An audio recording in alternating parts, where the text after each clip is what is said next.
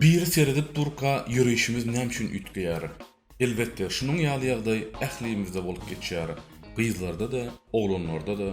Käwagt bizi bir seredip duranda biz yürüyüşimizi ütgetýäs, ýa-da bilmezlikde büdreýäs ýa-da deňagramlygy ýitirýäs. Biri size seredip durka adaty yürüyüşimizi ütgäp, elbetde munun bir ylmy tarapdan düşündirilişi bar. Näme üçin ýürek barýarka biriniň seredendigini duýsak, yürüyüşimizi ütgetýäris.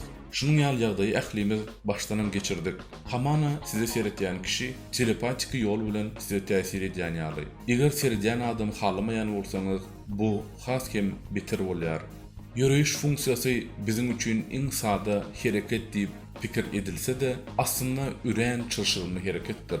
Yönöke yürenimizde, bedenimizde müňlerçe myşsa şol bir wagtyň özünde bir-biri bilen sazlaşykly ýygrylyp boşaýar.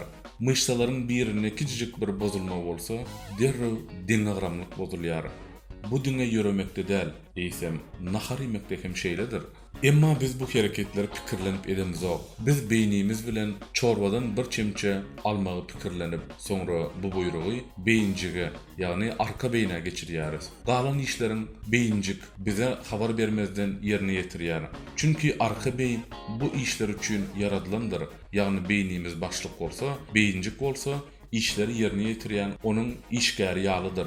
Beynimiz baskançaga çykal diýär. Arka beyin hem myşsalara habar berip, hemme işi yerine ýetirýär. Biz hem baskançaga arkaýyn çykýarys. Hatda beynimizde başga zatlar hakda pikir edip hem bilýäris. Beyincik bir işe öwrenişse, onu aňsatlyk bilen yerine ýetirýär. Meselem maşyn sürmek ýaly. Maşyn sürmegi ilkinji öwrenen wagtyňyz kyn ýalydyr. Sonra öwrenişen beyincik hemme işi aňsatlyk bilen yerine ýetirýär. Muňa köp zatlary mysal getirip bileris. Ne bolsa asyl soraga geleliň. Näme üçin bize bir seredip durka yürüyüşimiz ütgeýär?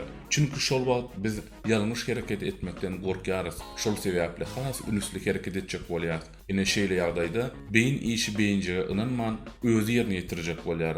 Emma bu ýerde mesele beynimiziň bu işi gowy ýerine ýetirip bilmeýändiginde, ýagny bir restoranda başlygyň aşpeze nahary men bişirjek diýmegi ýalydyr.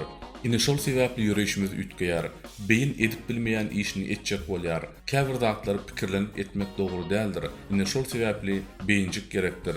Şonuň üçin durmuşyňyzda ähli zat pikirlenip etjek bolup alada galmaň.